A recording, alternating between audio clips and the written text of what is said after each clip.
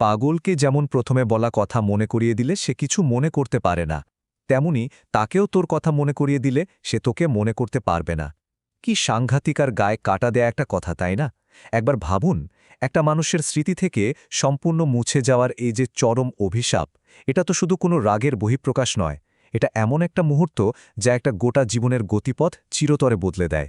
প্রিয়জনের স্মৃতিতে পাগলের মতো একটা শূন্যতা তৈরি হওয়ার এই অভিশাপ গল্পের প্রতিটা চরিত্রকে একদম গভীর এক অন্ধকারের দিকে ঠেলে দেয়। তো চলুন আজ এই গোটা বিষয়টার একদম গভীরে যাওয়া যাক। মহাকবি কালিদাসের অমর সৃষ্টি অভিজ্ঞান শকুন্তলম নিয়ে আমাদের আজকেরই বিশ্লেষণ।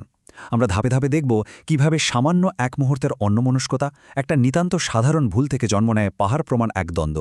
পুরো একটা আখ্যান কিভাবে শুধুমাত্র একটা অভিশাপের ওপর ভিত্তি করে মোড় নেয়, সেটা সত্যিই অবাক করার মতো। আমরা দেখব কিভাবে নিয়তি, মানব চরিত্র আর ছোট ছোট ঘটনা মিলেমিশে এক মহাকাব্যিক ট্র্যাজেডির জন্ম দেয়।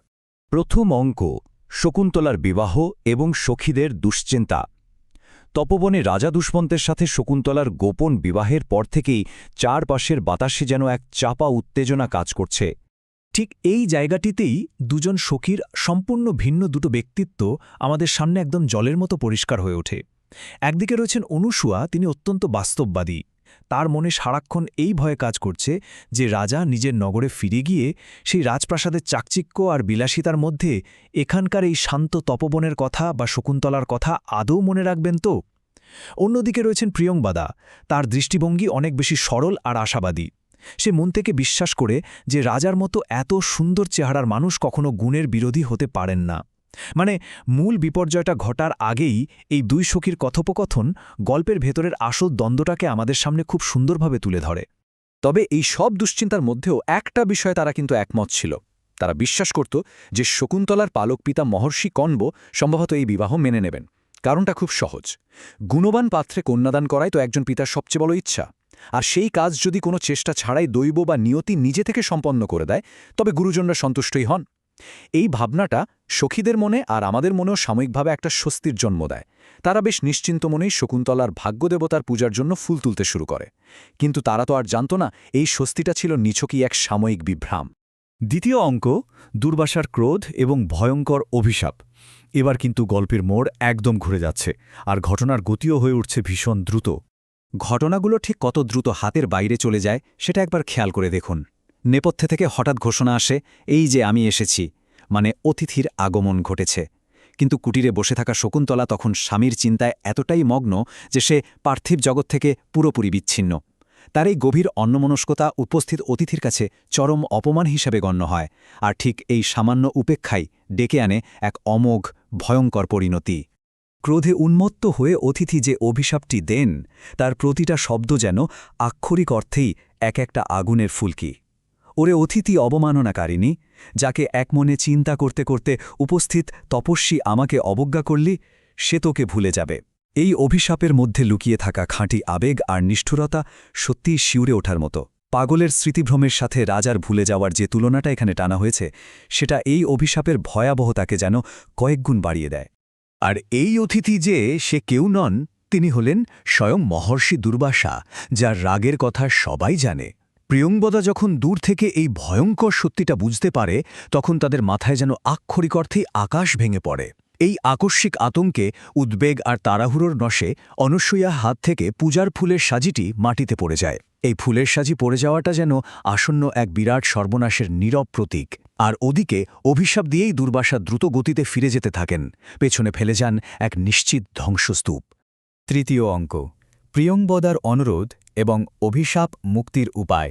শান্ত তপবন এখন রীতিমতো এক চরম উত্তেজনার কেন্দ্রবিন্দু। অনুসূয়ার কথা শুনে প্রিয়ংবদা কিন্তু এক মুহূর্ত নষ্ট না করে ছুটে যায় সেই ক্রুদ্ধ মহর্ষিকে ফেরাতে। আমরা সবাই জানি, স্বভাবতই রকচাটা, আর কারো অনুরোধ না শোনা দুর্বাসাকে শান্ত করা প্রায় অসম্ভব একটা কাজ। কিন্তু প্রিয়ংবদা অত্যন্ত বুদ্ধিমত্তার সাথে মহর্ষির কাছে অনুনয় করে বলে যে শকুন্তলা তার নিজের মেয়ের মতো, সে তার তপস্যার শক্তি সম্পর্কে কিছুই জানে না। এই না জানা এবং প্রথম অপরাধ বিবেচনা করে তিনি যেন দয়া করে তাকে ক্ষমা করেন। প্রিয়ংবদার এই আকুতি আর উপস্থিত বুদ্ধি মহর্ষির রাগ কিছুটা প্রশমিত করে এবং অবশেষে তিনি একটা উপায় বাতলে দেন। আর ঠিক এখানেই সবচেয়ে গুরুত্বপূর্ণ পয়েন্টটা উঠে আসে, এই স্মারক অলঙ্কার বা টোকেন রিং। মহর্ষি জানিয়ে দেন যে তার কথা ব্যর্থ হতে পারে, তবে অপমানকারীর মনে করিয়ে দিতে পারে এমন কোনো স্মারক বা চিহ্ন দেখালে তবেই এই অভিশাপ মুক্ত হবে। যাওয়ার সময় রাজা দুষ্যন্ত নিজের নাম লেখা যে আংটিটি শকুন্তলাকে পরিয়ে দিয়েছিলেন, সেই সামান্য বস্তুটা এখন নিয়তির সবচেয়ে বড় অস্ত্র হয়ে দাঁড়াল। ভাবলে অবাক লাগে, তাই না? একটা সাধারণ অলংকার কিভাবে এত বড় একটা ট্র্যাজেডি থেকে মুক্তির একমাত্র চাবিকাঠি হয়ে ওঠে। শেষ অঙ্ক, স্মারক আংটি এবং একটি গোপন সিদ্ধান্ত। চলুন দেখি শেষমেশ ব্যাপারটা কোথায় গিয়ে দাঁড়ায়। সখীরা ফিরে এসে দেখল শকুন্তলা বাম হাতের ওপর মুখ রেখে ঠিক একটা ছবির মতো বসে আছে। সে স্বামীর চিন্তায় এতটাই মগ্ন যে নিজের অস্তিত্বই যেন ভুলে গেছে। কি অদ্ভুত একটা ট্র্যাজিক আয়রনি, তাই না? যে স্বামীর চিন্তায় মগ্ন থাকার কারণে সে অভিশপ্ত হল, যে সেই স্বামী তাকে ভুলে যাবে, সে ঘুণাক্ষরেও এই অভিশাপের কথা জানে না। সে কেবলই তার ভালোবাসার জগতে বিচরণ করছে, চারপাশের পৃথিবী থেকে সম্পূর্ণ নির্লিপ্ত। এই দৃশ্য দেখার পর দুই বন্ধু একটা অত্যন্ত কঠিন কিন্তু যৌক্তিক সিদ্ধান্ত নেয়। তারা ঠিক করে এই অভিশাপের কথা শকুন্তলাকে কোনোভাবেই জানানো ঠিক হবে না। এর পিছনের কারণগুলো অত্যন্ত স্পষ্ট। শকুন্তলা স্বভাবতই খুব কোমল, সে ইতিমধ্যেই স্বামীর বিরহে মানসিকভাবে ভীষণ দুর্বল হয়ে আছে। এই অবস্থায় অভিশাপের এই ভয়ঙ্কর সত্যিটা সে কোনোভাবেই সহ্য করতে পারবে না। সত্যিকারের বন্ধুরা প্রিয়জনকে কঠোর বাস্তবতার হাত থেকে রক্ষা করতে ঠিক কতটা গভীরে যেতে পারে, এটা তারই একটা চূড়ান্ত নিদর্শন। প্রিয়ংবদার বলা এই অসাধারণ রূপক বাক্যটা পুরো পরিস্থিতিকে নিখুঁতভাবে তুলে ধরে। নবমল্লিকা লতাকে কে বা উষ্ণ জলে সিঞ্চন করে, মানে একটা সদ্য ফোটা কোমল জুঁই ফুলের লতায় কেউ কি ফুটন্ত গরম জল ঢেলে দেয়? এখানে শকুন্তলা হল সেই কোমল নবমল্লিকা লতা, আর দুর্বাসার অভিশাপ হল সেই ফুটন্ত জল। সখীদের এই সিদ্ধান্ত কেবল সত্যিটাকে লুকিয়ে রাখা নয়, এটা হলো এক চরম ভালোবাসার আবরণ, যা দিয়ে তারা তাদের প্রিয় সখীকে রক্ষা করতে চাইছে। আর এভাবেই একটা নীরব সত্যি গোপন করার মধ্য দিয়ে এই অধ্যায়ের পরিসমাপ্তি ঘটে। কিন্তু এই পুরো বিশ্লেষণটা শেষে আমাদের সামনে একটা খুব বড় প্রশ্ন রেখে যায়। এই যে এত বড় একটা বিপর্যয় নেমে এলো, এটা কি সম্পূর্ণভাবে এক নিষ্ঠুর, এড়ানো যায় না এমন নিয়তির খেলা, নাকি এটা কেবলই অন্যমনস্কতার বশে অতিথিকে উপেক্ষা করার মতো একটা গভীর মানবিক ভুলের অবশ্যম্ভাবী ফল? নিয়তি আর মানবিক ভুলের এই সূক্ষ্ম অথচ ভয়ঙ্কর ভারসাম্যটা সত্যি আমাদের নতুন করে ভাবতে বাধ্য করে।